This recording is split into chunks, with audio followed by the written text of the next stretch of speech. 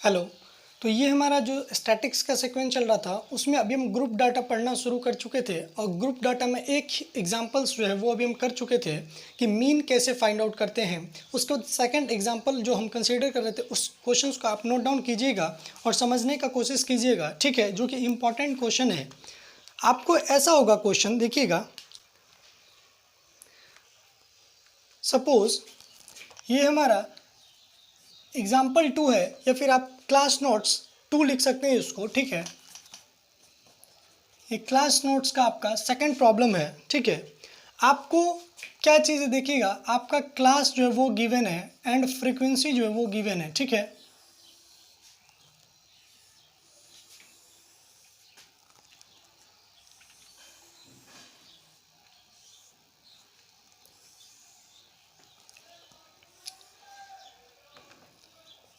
Zero to 20, 20 to 40,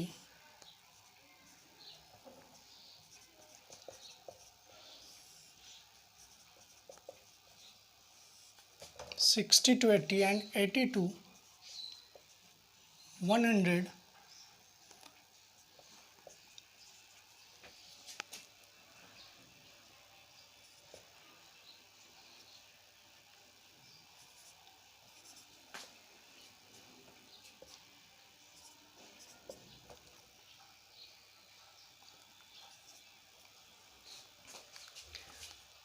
आपको ये problems है, ठीक है, और आपको मीन जो है वो गिवन है 62.8।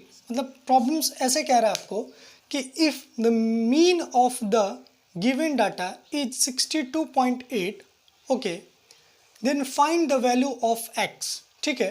तो इस प्रॉब्लम्स को हम कैसे करेंगे उस चीज़ को देखिएगा। मीन को हम यहाँ पे कंसिडर कर लेते हैं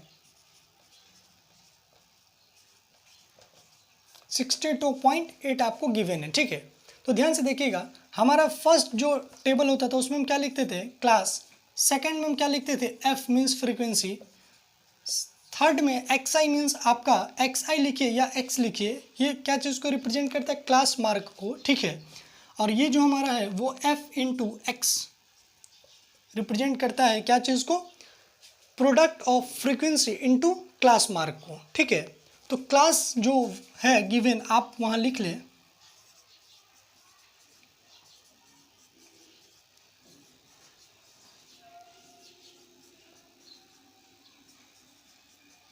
ओके। फ्रीक्वेंसी का वैल्यू देखिएगा 0 to 20 क्लास में कितना वैल्यू है आपका 5, ठीक है। जब 20 to 40 है तो आपका वैल्यू कितना गिवन है 8। जब 40 to 60 है तो आपका वैल्यू कितना है x। जब 60 to 80 है तो हमारा वैल्यू कितना 12। जब 80 to 100 है तो हमारा वैल्यू कितना है 7। जब 100 to 120 है तो हमारा वैल्यू कितना है 8, ठीक है। अब एक्स आई का हम बात करें, x I means class mark. Class mark हम कैसे फाइंड आउट करते हैं, lower limit plus upper limit upon 2। 0 + 20 that is 20, 20 upon 2 that is 10। तो हम डायरेक्ट यहाँ 10 लिख सकते हैं इसके ठीक सामने। उसी प्रकार 20 + 40 60, 60 अपॉन 2 दैट इज 30। ठीक इसके सामने 40 + 60 100 अपॉन 2 दैट इज 50। तो आप क्या देख रहे हैं, वैल्यू 20 का डिफर हो रहा है 10 30 50। तो यहाँ कितना आएगा 70, यहाँ कितना आएगा 90 और यहाँ पे जो हमारा वैल्यू आएगा वो कितना आएगा 110, ठीक है। अब एफ आई और एक्स आई का हम बात करें तो 10 × 5 दैट इज हम कह सकते हैं 50। उसी प्रकार 8 × 30 हम कह सकते हैं 240। 50 × x हम कह सकते हैं 50x, ठीक है। 70 इंटू अगर हम 12 करें तो कितना आएगा 840। 90 इंटू 7 तो हम कह सकते हैं 630। एंड जो लास्ट वन है हमारा वो कितना है आपका 8 × 110 तो हम कह सकते हैं 880, ओके। अब हम जब मीन निकालते हैं, देखिएगा इंपॉर्टेंट चीज़,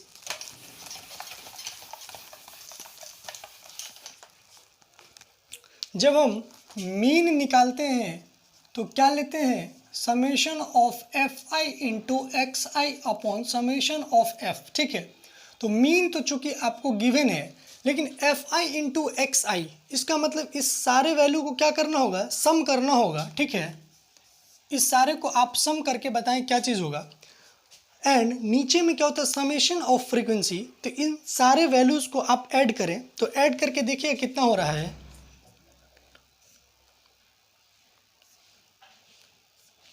40 प्लस एक्स, ठीक है। तो हम कह सकते हैं कि summation of F is equal to 40 plus X, ठीक है। उसी प्रकार आप इसको ऐड करें तो क्या आ रहा है, अच्छा ये चीज़ 40 प्लस एक्स क्यों लिखे हम, वो चीज़ को एक बार समझने की कोशिश कीजिएगा। क्योंकि जो हमारा ये वैल्यू है 5, 8, 12, 7, 8, वो हमारा एक न्यूमेरिकल वैल्यू है, ठीक है, वो एक कैटेगरी का है, इसलिए हम उसको ऐड किए हैं। और x जो है वो हमारा वेरिएबल्स है, तो इसका वैल्यू अभी हमें पता नहीं है, वो 1 हो सकता है, 2 हो सकता है, 3 हो सकता है, कुछ भी हो सकता है। मतलब अगर हम number of possible value of x की बात करें तो इनफाइनाइट हम कह सकते हैं, कुछ भी हो सकता है, माइनस प्लस ओके 0 भी हो सकता है। तो इसीलिए ये हमारा कैटेगरी अभी दूसरा है, इस दोनों को हम एक साथ नहीं वैल्यू फाइंड आउट कर सकते हैं, इसलिए ये हमारा 40 प्लस एक्स लिखा जाता है। ये चीज़ आप जानते होंगे, ठीक है। अब इस चीज़ को अगर हम ऐड करें तो क्या आएगा, आप ऐड करके देखिएगा,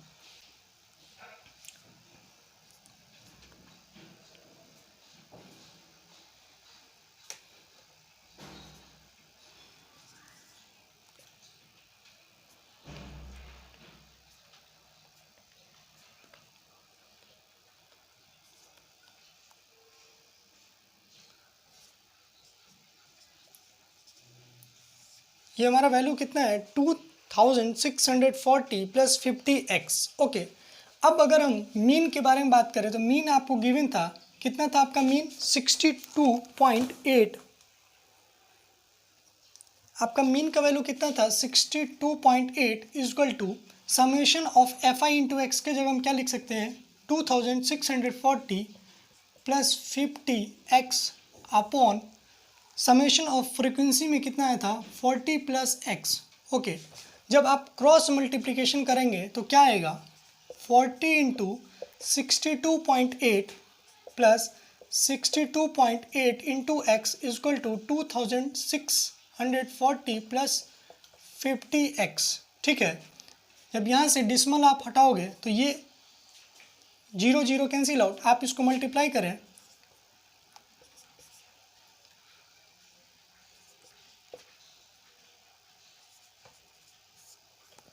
एक बार कैलकुलेट आप कर लीजिएगा इसको,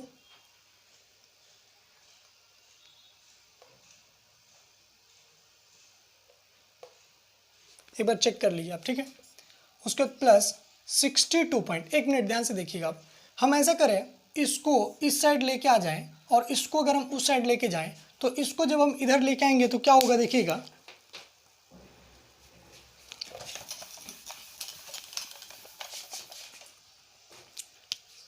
हम ऐसे लिख सकते हैं, जब इसको इधर लाएंगे तो 62.8 x minus 50x equal to 2640 minus, ठीक है, उस साइड हमारा क्या था 8 4 जा कितना होता है 32, दैट इज 2, कैरी आपका 3 है, 4 2 जा 8, 8 प्लस 3 दैट इज 11, 11 का 1 कैरी कितना है 1, 6 4 जा 24 प्लस 1 दैट इज 25, 2512 आ रहा है आपका वैल्यू। तो आप इसको घटाइएगा कितना आ रहा है, और जब आप 62.8 में से 50 को घटाओगे तो आप कितना देख रहे हो, कितना आ रहा वैल्यू 12.8 इंटू एक्स। तो x का वैल्यू हम कह सकते हैं, पॉइंट को हटाने के बाद 10 आएगा, तो हम कह सकते हैं कि x का जो वैल्यू है वो हमारा क्या होगा 10 होगा, ठीक है। तो ये आपका सेकेंड टाइप प्रॉब्लम था ग्रुप डाटा का, जब हम मीन फाइंड आउट करना सीख रहे थे तो उसमें ये सेकेंड टाइप का प्रॉब्लम्स था। ये प्रॉब्लम्स में क्या था, आपको पहला टाइप में क्या था, आपको ओनली मीन फाइंड आउट करना था, बाद बाकी सब कुछ दिया हुआ था। इसमें क्या था, आपका एक फ्रीक्वेंसी मिसिंग था, ठीक है, एक मिसिंग फ्रीक्वेंसी का वैल्यू आपको फाइंड आउट करना था, ठीक है।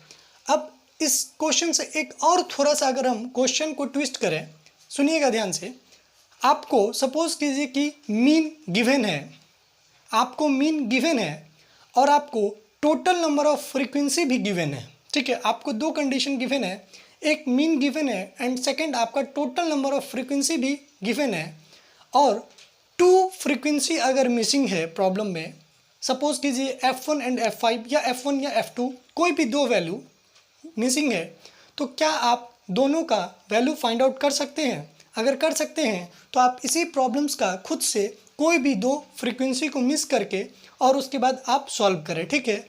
अगर सॉल्व करें तो अच्छी बात है, नहीं कर रहे हैं तो आप सीखने का कोशिश ज़रूर कीजिएगा। उसको हम क्लास नोट्स का थर्ड प्रॉब्लम्स के नाम से आपको समझाने का कोशिश कर रहे हैं।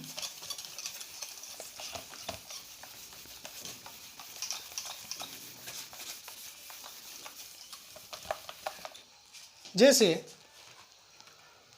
उसी प्रॉब्लम्स को भी आप कर सकते हैं जो फर्स्ट या सेकंड प्रॉब्लम्स में से आप खुद से भी किसी भी दो फ्रीक्वेंसी को मिस कर दें और उसके बाद आप प्रॉब्लम्स आराम से बना सकते हैं, ठीक है। मान के चलिए अगर हम एक खुद से प्रॉब्लम्स ले लेते हैं, एक क्लास नोट्स का हमारा थर्ड प्रॉब्लम्स है क्लास 10th का वीडियो में, ठीक है। तो देखिएगा आपको गिवन है क्या चीज़, if mean is equal to 65.6 and total frequency is equal to 50 है, ठीक है। आपको इस प्रकार क्लास भी गिवन है,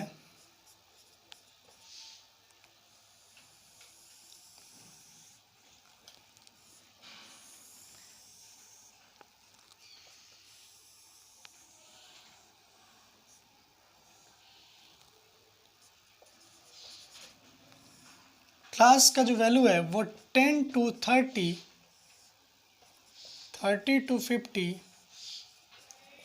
50 to 70 एंड सो वन इसी प्रकार जा रहा है। कहाँ तक?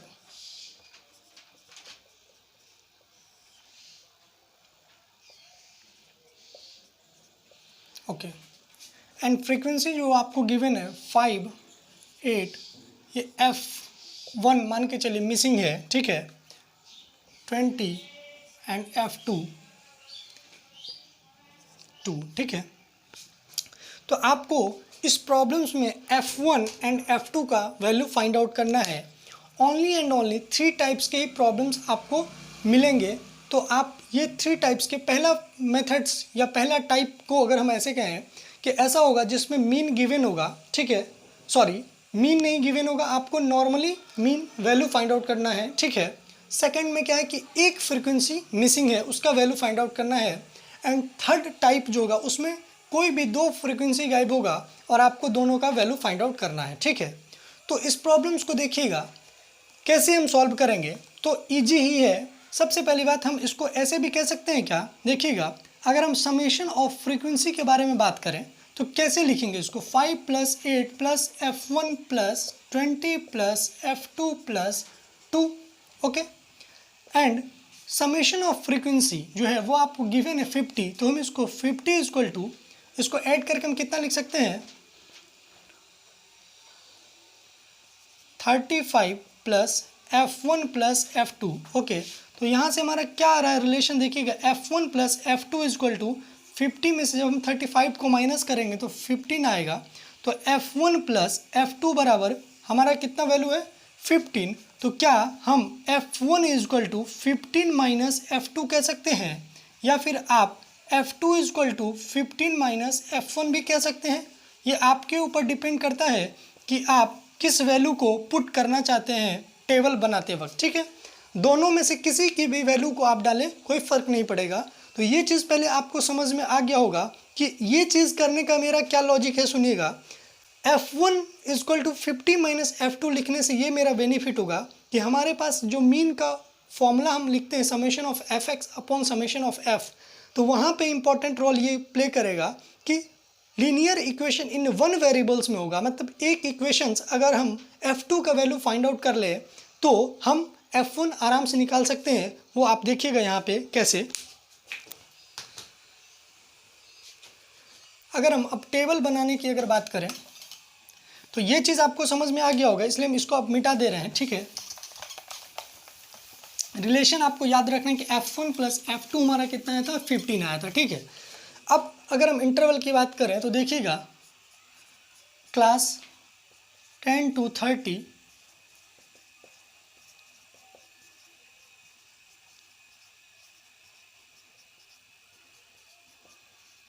ओके, फ्रीक्वेंसी में 5 F1 ओके। अगर हम इसको F1 लिख रहे हैं तो अब जो हमारा वैल्यू होगा F2 को हम क्या लिख सकते हैं, 50 माइनस F1 लिख सकते हैं क्या, ये इंपॉर्टेंट चीज़ ध्यान रखिएगा। अगर हम F1 पहले लिख रहे हैं तो F2 को हम ट्रांसफॉर्म करना चाहते हैं F1 के फॉर्म में, ताकि हमारा जो मेथड हो वो आसान लगे सॉल्व करने मैथमेटिक्स में। तो 50 माइनस F1 लिख सकते हैं F2 को, और ये हमारा वैल्यू कितना होगा 2, ठीक है। यहाँ पे xi जैसे हम करते आ रहे थे, और यहाँ पे हमारा क्या हो रहा था, f इंटू एक्स, ठीक है। तो xi हम कैसे निकालते थे, सिमिलरली जैसे अभी तक हम निकालते आ रहे, 10 plus 30 means upper lower limit plus upper limit, 40/2 that is 20, ये इसके ठीक सामने होना चाहिए। 50 plus 30 that is 80, 80/2 that is 40, यहाँ पे कितना आएगा आपका 60, ठीक है। तो आप फिर नोटिस कर रहे होंगे कि सब में वैल्यू कितना का चेंजिंग आ रहा है, 20 का, तो 80, 100 एंड 120, ओके। अब fi इंटू xi निकालेंगे तो कितना आएगा हमारा 100, 320, f1 इंटू 60, तो ये हमारा कितना आएगा, देखिएगा 60 इंटू f1, ये आएगा आपका 60f1, ओके। एंड 20 इंटू 80, तो ये कितना आएगा 1600, and f1 minus f1 into 100, तो इसको हम क्या लिख सकते हैं, 1500 माइनस 100 f1, देखिएगा 2 इंटू 120, तो इसको हम क्या लिख सकते हैं 240, ठीक है। यहाँ तक जो है वो आपको समझ में आ गया होगा, ठीक है। अब इसके आगे का स्टेप हम क्या लिखते हैं, mean is equal to summation of f1 fi into xi upon summation of f, ठीक है। तो देखिएगा fi इंटू xi, तो आप इस सारे वैल्यू को आप ऐड कीजिए, ठीक है, उसको ऊपर लिखना है और नीचे में समेशन ऑफ f लिखना है, ठीक है। तो अब हम इसको यहाँ अगर बताएं,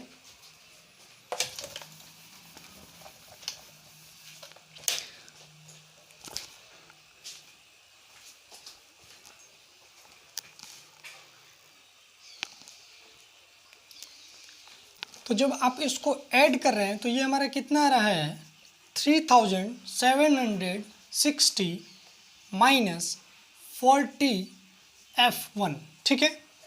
तो अब फॉर्मूला के वक्त अगर हम डालें मीन इज इक्वल टू हमारा कितना वैल्यू है 65.6, okay, is equal to summation of fi into xi, हमारा वैल्यू कितना आया है 3760 माइनस 40f1 अपॉन, ठीक है।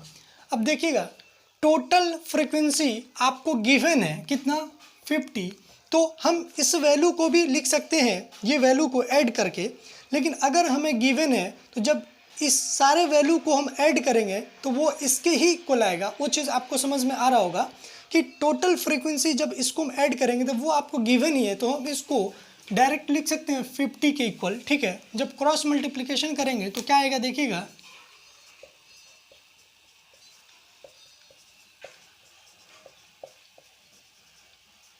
ठीक है। इसको अगर आप सॉल्व करेंगे तो ये कितना आएगा, मल्टीप्लाई कीजिएगा,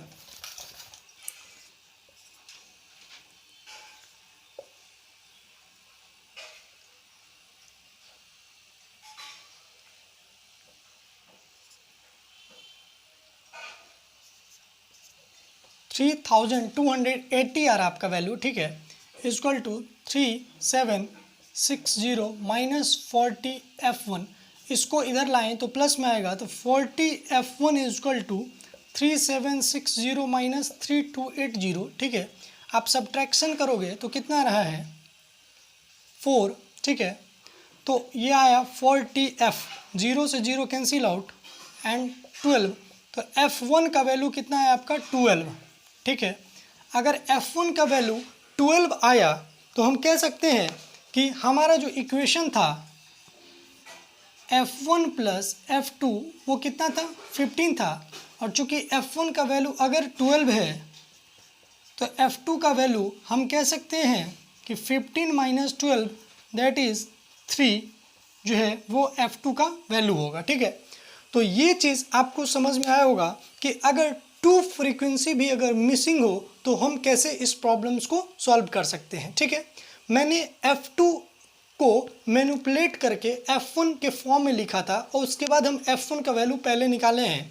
आप एक बार हो सकता है कि ट्राई करें F2 ही निकाले, उसके बाद आप F1 का वैल्यू उसमें फाइंड आउट निकाल सकते हैं। तो आप F1 लिखे चाहे F2 लिखे वो फ़र्क नहीं पड़ता है, आपको ये प्रोसेस ये स्टेप समझ में आना चाहिए कि क्या होता है, कंसेप्ट समझ में आना चाहिए।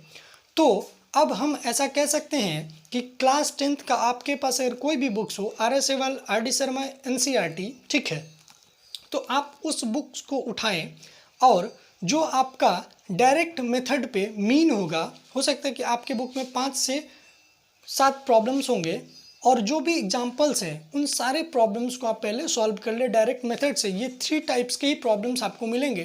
तो ये पहले 3 जो हमारे क्लास नोट्स है उसको एक बार रिवीजन कर ले, देख ले, अच्छे से समझ ले।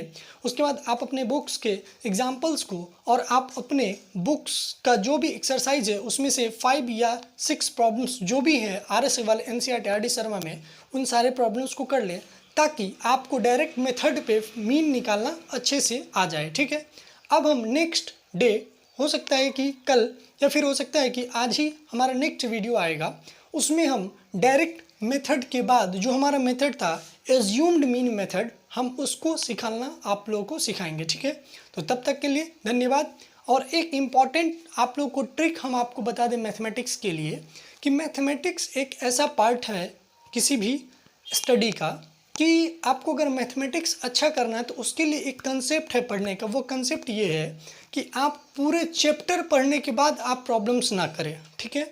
जो टॉपिक पढ़ा दिया जाता है उस टॉपिक पे आपको जितना नंबर ऑफ प्रॉब्लम्स है उस सारे प्रॉब्लम्स को पहले सॉल्व कीजिए, उसके बाद आप नेक्स्ट टॉपिक पे मूव कीजिए। ऐसा नहीं कि आप ऐसा सोच के रख रहे हैं कि सारा थ्योरी जो है वो एक बार कवर हो जाए, उसके बाद आप चाह रहे हैं कि पूरे बुक्स के उस टॉपिक का सारा क्वेश्चंस करें, तो ये आपका मैथमेटिक्स का जो स्टैंडर्ड है वो आपको डिक्रीज़ करेगा, ये आपको मैथमेटिक्स से फिर डराएगा, ठीक है। तो ये ट्रिक है मैथमेटिक्स का कि अगर आपको मैथमेटिक्स अच्छा करना है तो आपको जो टॉपिक पढ़ लिए उस टॉपिक के ऊपर जो भी प्रॉब्लम्स आपको मिल रहे हैं उन सारे प्रॉब्लम्स को आप पहले सॉल्व कर ले, ठीक है। थैंक यू, धन्यवाद।